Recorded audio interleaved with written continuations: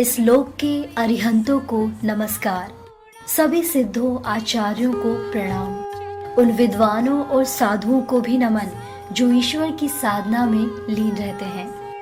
5 नमस्कार मंत्रों वाले नमोकार महामंत्र के ये सुर भगवान से सीधा संवाद कराते हैं। दिल्ली के इस मंदिर में हर रोज ऐसे ही भावों की परखा होती है। या देवी सर्वभूतेषु शक्ति रूपेण संस्थिता नमस्तस्यै नमस्तस्यै नमस्तस्यै नमो नमः। कुछ ऐसे ही भाव लेकर आज हम आए हैं दिल्ली के महाबलीपुरम मंदिर में, जिसके कोने कोने में श्रद्धा के सुर बहते हैं, जहां प्रार्थना और स्तुति के शब्द मन मस्तिष्क को छू जाते हैं।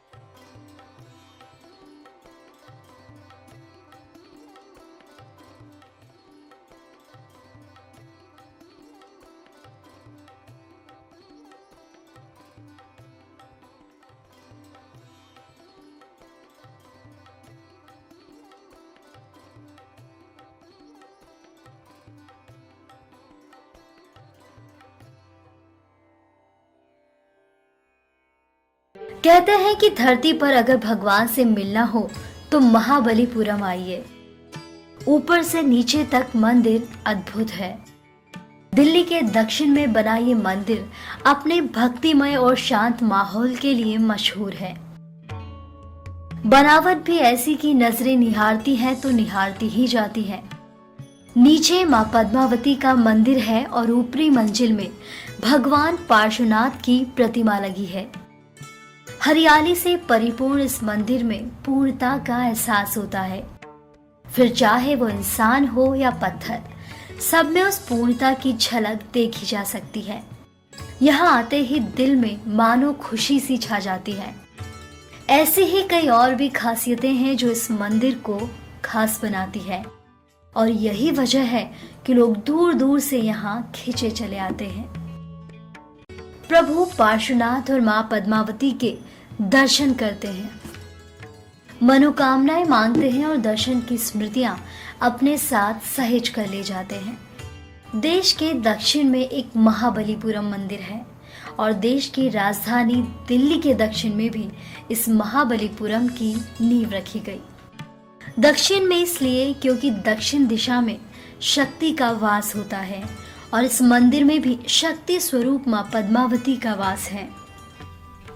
जिस तरह वैदिक परंपरा में मां दुर्गा को शक्ति का स्वरूप माना जाता है, उसी तरह जैन परंपरा में मां पद्मावती को शक्ति का स्वरूप माना जाता है। सुख शांति समृद्धि और शक्ति का रूप होने के कारण मां पद्मावती के इस मंदिर का नाम महाबलीपुरम रखा गया। ये मंदिर श्रेष्ठ वर्य हरकचंद नाहटा की स्मृति में बनाया गया है। श्री हरकचंद नाहटा जी को उनके मित्र महाबली नाम से पुकारते थे। महाबलीपुरम नाम के चयन के पीछे ये भी एक कारण रहा है। मंदिर के सामने हाथ जोड़ती उनकी प्रतिमा लगी है। मूरत में भी उनका वही शांत और सौम्य रूप प्रतिमा को देखते ही उनकी यादों को फिर से ताजा कर देता है। मेरे पिताजी की याद में ये मंदिर बना तो उनकी यहाँ पर मूर्ति स्थापना है। शिलान्यास से प्रतिष्ठा तक हमारे को 11 महीने लगे। उसके बाद में जो मंदिर का और निर्माण कार्य है उसको कुल 2 साल और लगे, मतलब 3 साल में ये मंदिर पूरा निर्माण हुआ। मंदिर के बाहर जो छतरी है जिसमें मेरे पिताजी की मूर्ति है या बॉल है, इन सब में हमने जैसलमेर पत्थर का उपयोग किया, जाली झरोखों में जैसलमेर का उपयोग किया। मंदिर को इसी ध्यान से बनाया गया कि 500 साल तक भी इसका बालन बांका हो सके। शिखर पर लहराती ये ध्वजा मंदिर निर्माण की कहानी बयां करना चाहती है और ये घंटियां बुलाती हैं कि आओ वो कहानी सुनाएं। महाबलीपुरम का निर्माण नाहटा परिवार ने करवाया। दिल्ली में महरौली के भाटी गांव में 6 मई 2001 को भूमि पूजन किया गया। 27 मई 2001 को शिलान्यास समारोह रखा गया। मई की प्रचंड गर्मी झुलसा देने वाली थी, लेकिन शुभ काम में कुदरत ने भी पूरा साथ दिया। बादलों ने गड़गड़ाहट की और ऐरावत सवार इंद्र ने बारिश। इस तरह मौसम खुशगवार हो गया, मानो भगवान भी इस महान काम में शरीक हो गए हों। और इस तरह शिलान्यास समारोह संपन्न हुआ। उसके बाद 21 अप्रैल 2001 को हाथी घोड़ों गाजे बाजे के साथ प्रतिमाओं को मंदिर लाया गया। हजारों के जुलूस में देश की कई जानी मानी हस्तियां भी शामिल हुईं। पूजा प्रार्थना के बाद मंदिर में मां पद्मावती और परमात्मा पार्श्वनाथ की प्रतिमा की प्रतिष्ठा की गई। 22 अप्रैल से पंचाहनिका महोत्सव का आगाज हुआ। 26 अप्रैल 2002 को मंदिर के द्वार भक्तों के लिए खोल दिए गए।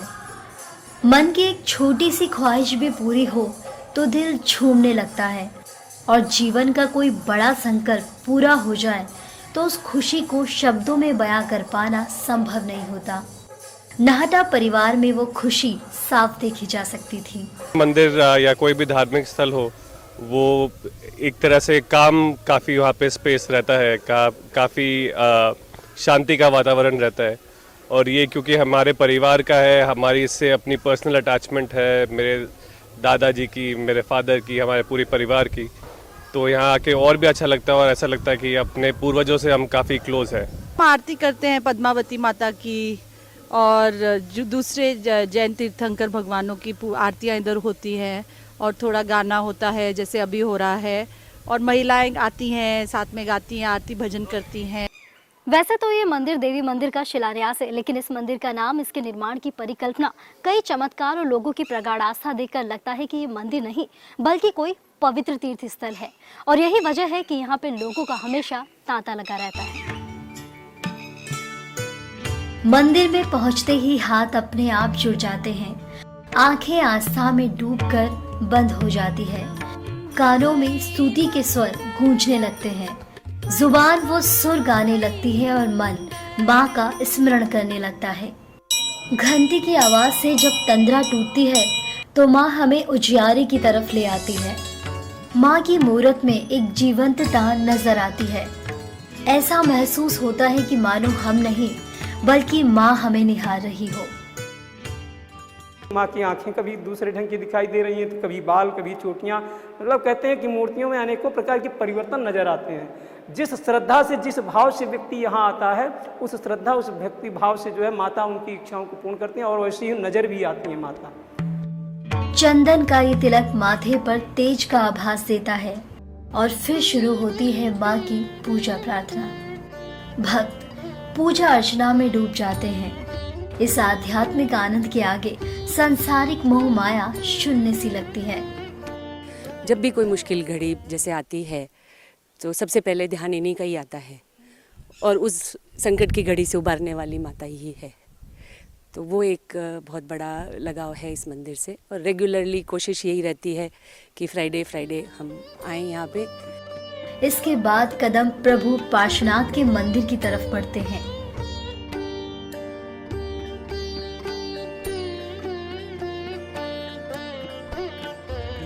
परमात्मा की श्रद्धा में सिर झुक जाता है। प्रतिमा में पार्श्वनाथ कमल पर विराजमान है, और सिर पर 7 फणों वाले सांप का छत्र है। इसके पीछे भी एक कहानी है कि प्रभु की समाधि के दौरान शत्रु मेघमाली ने समाधि तोड़ने की हर मुमकिन कोशिश की थी। कभी शेर चीते का रूप धरा तो कभी तेज बारिश करवाई, लेकिन पार्श्व मुनि समाधि में लीन रहे। जब तेज बारिश का पानी नाक तक पहुंच गया तो इंद्र धर्मेंद्र इंद्राणी पद्मावती के साथ फौरन वहां पहुंचे और कमल बनकर प्रभु को ऊपर उठा लिया और 7 फणों वाले सांप से छत्र बना दिया। इस तरह प्रभु की समाधि पूरी हुई। उसके बाद से हर तस्वीर में उनका ये रूप दिखाई देता है।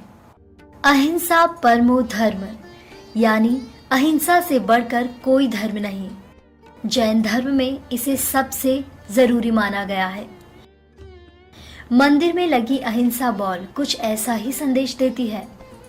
कहते हैं शक्ति ना तो दिखाई देती है, ना ही इसे सुना और सूंघा जा सकता है, लेकिन शक्ति के वजूद को नकारा नहीं जा सकता। पानी के दबाव से घूमती एक ग्रेनाइट की बॉल कुछ ऐसा ही संदेश देती है। इस बॉल का वजन करीब 1.5 टन है। एक साथ 11 लोग भी इस बॉल को टस से मस नहीं कर सकते, लेकिन पानी के हल्के दबाव से आप इसे एक उंगली से ही घुमा सकते हैं। तस्वीरें देखकर हैरान होना लाजमी है। पानी के इशारों पर नाचती ये भारी भरकम बॉल जरा और करीब से देखें तो लगता है कि एक नहीं, खुद में कई संदेशों को समेटे हुए हैं। मानो कह रही हो कि मैं समय हूँ, अविरल निरंतर घूमती रहती हूँ। कल कल बहता पानी हर वक्त बढ़ते रहने की प्रेरणा देता है। पत्थर और पानी की पूरकता को इससे बेहतर ही शायद कहीं देखा जा सकता हो। ये जो ग्रेनाइट बॉल यहाँ पर रोटेटिंग है, पानी के फोर्स से चलती है। ये आज से कुछ वर्ष पूर्व जैनाचार्य रत्न सुंदर सुरेश्वर जी महाराज साहब, उनका चातुर्मास था यहाँ सन 2007 के अंदर, जब वो आए थे, जब उनकी निष्ठा में इसका शुभारंभ हुआ था। और साथ साथ यहाँ पर प्रतिष्ठा के टाइम चारों दादा गुरुदेव हैं, उनके चरण यहाँ पर स्थापित है। कहते हैं विद्वानों की पैरों की धूल में भी आशीर्वाद होता है, और अगर वो आशीर्वाद मिल जाए तो जीवन सार्थक हो जाता है। कुछ इसी मकसद से मंदिर के बगीचे में एक रज पात्र रखा गया है, जिसमें जैन समाज के चारों दादा गुरुदेवों के चरणों की धूल सहेज कर रखी गई है। जैन समाज में चारों दादा गुरुदेव हमेशा दिलो दिमाग में रहते हैं। वो तो नहीं रहे, लेकिन उनकी स्मृतियां आज भी इन पात्रों में संजो के रखी गई है। जहां जहां उनका पार्थिव शरीर छूटा, वहां वहां की मिट्टी इन पात्रों में रखी गई है, ताकि हर कोई उन्हें प्रणाम कर सके और उनका आशीर्वाद ले सके। चारों के चारों दादा गुरुदेव के जहाँ जिन स्थान पे इनका देवलोक हुआ था, उसी स्थान से इस रज को लाई हुई है और यहाँ पे हमने इसको विराजित की हुई, ताकि सब कोई इसके दर्शन कर सके। हर कोई हर जगह पहुँच नहीं सकता, तो कम से कम एक जगह से, यहीं से सबके जगह दर्शन करने से उनको वो चारों जगहों का लाभ मिल जाता है। मंदिर में तीर्थंकरों का स्मारक भी बनाया गया है, जिसे केवल्य ज्ञान वाटिका का नाम दिया गया है। तीर्थंकर किसी गुरु से बोध पाकर विरक्त नहीं होते, वो तो स्वयं ही बोध प्राप्त करते हैं, इसलिए उनको स्वयं बुद्ध कहा जाता है। 23वें तीर्थंकर परमात्मा पार्श्वनाथ भी स्वयं बुद्ध थे। उन्होंने आश्रम पथ के अशोक वृक्ष के नीचे दीक्षा लेकर 83 दिन तक समाधि ली थी। घातकी वृक्ष के नीचे उनको केवल्य ज्ञान की प्राप्ति हुई थी। आत्मा से जन्म मरण की मुक्ति को केवल्य कहते हैं। इसमें सुख दुख, काम क्रोध और मोह माया की कहीं कोई जगह नहीं रहती, और ऐसा ज्ञान पाने वाला तीर्थंकर कहलाता है। जैन धर्म में कुल 24 तीर्थंकर हुए। तो आइए आपको लेकर चलते हैं केवल्य ज्ञान वाटिका में, जहां उन तीर्थंकरों की स्मृतियां मौजूद है।